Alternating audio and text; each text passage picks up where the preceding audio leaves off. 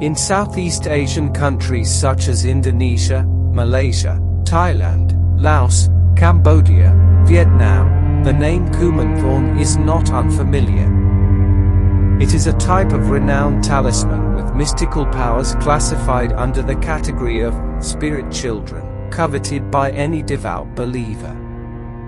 Feeding Kumanthong milk, engaging in conversations, and treating it as one's own child are the duties that the talisman's keeper must perform, and around this talisman, there are still surprising mysteries that not everyone knows. Thailand is a country famous for various types of talismans, and Kumanthong is one of the well-known ones that many people believe in and seek to nurture. Many travelers to Thailand have purchased this talisman in hopes of acquiring luck, wealth, and fame. While many believe in the auspiciousness of Kumanthong, it also sparks much controversy regarding the true purpose of using such talismans and the spiritual stories surrounding them. Kumanthong is a type of talisman originating from Thailand.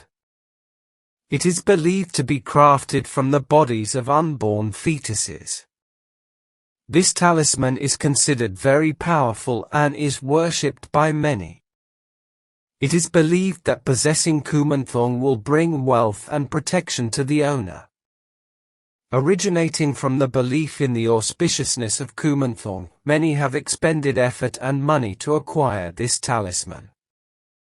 The origin of Kumanthong is a sorrowful and tragic tale from the 19th century in Thailand, recounted by the writer Somthan Phu. In the 19th century, there was a talented young general named Kun Phaen, who was very close to the king and also received the affection of a powerful sorcerer in the kingdom. This sorcerer esteemed Kun Phaen so much that he even married his beloved daughter to him. However, shortly after their marriage, when Kun Phaen's wife became pregnant, the relationship between him and the sorcerer began to deteriorate due to disagreements over helping the king manage the country. The conflict escalated when Kun Phaen discovered that his father-in-law was instigating his daughter to harm him, leading to a horrific tragedy. In a fit of madness fueled by betrayal and deep-seated hatred, Kun Phaen transformed into a demon, killing his wife and child before extracting the fetus from the child's womb and fleeing to a sacred temple. He placed the infant's fragile body, wrapped in a sacred cloth inscribed with prayers, onto a pyre and set it ablaze.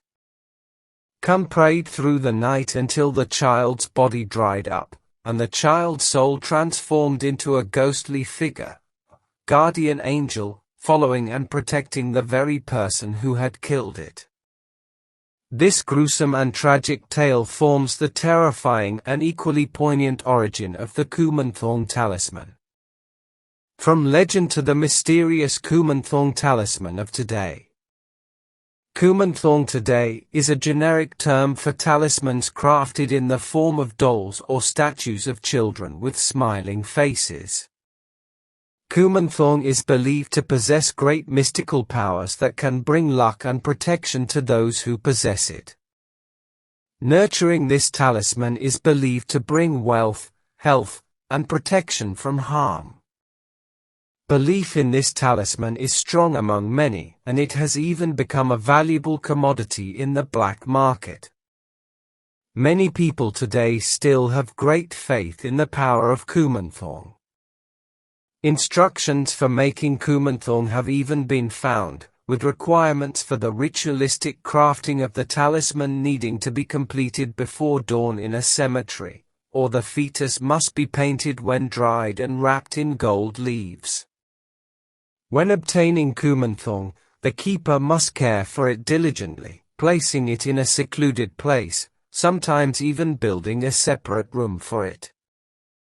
It must be nurtured daily with milk or sweet water, and the spirit within it will protect its keeper.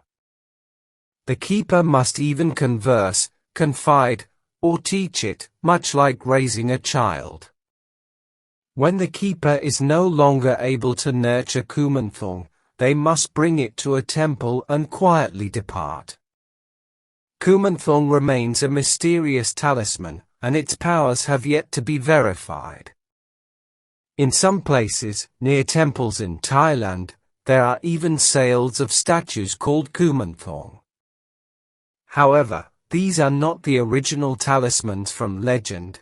They are merely ordinary statues made for economic purposes, lacking the intricate crafting and magical properties. Stories about Kumanthong are intriguing, mysterious, and attract the attention of many people, with some cautionary tales warning against the malevolent use of Kumanthong and its consequences. Nevertheless, the mysticism and power of Kumanthong remain an enigma, untested by anyone. How to nurture a Kumanthong doll. Many wonder how to nurture a Kumanthong doll. The answer is that the owner must place it in a truly secluded place and nurture its spirit daily with milk or sweet water, much like caring for a baby. Initially, nurturing a Kumanthong seems quite simple.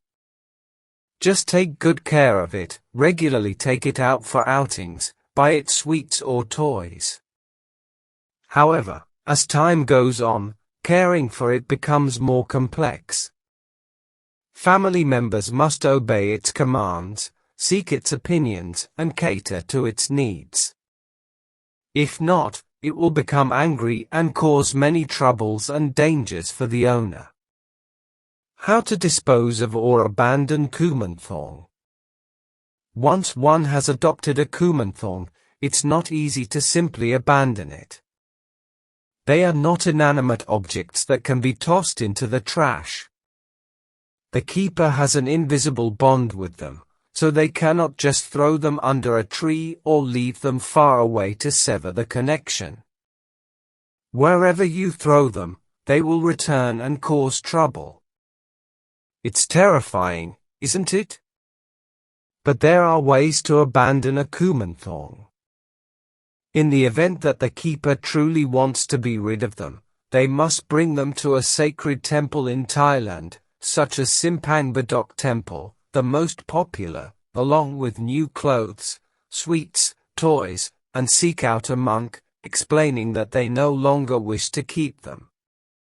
The monks will help initiate a conversation and place them on a table for others who wish to own a Kumanthong. Then, you place the Kumanthong in the hands of the interested party and instruct them to care for it on your behalf. Of course, if no one wants to own them, the monks will accept them, but you will have to pay a subsidy. There is also a legend that if someone is no longer able to care for a Kumanthong, they must bring it to a temple and quietly depart.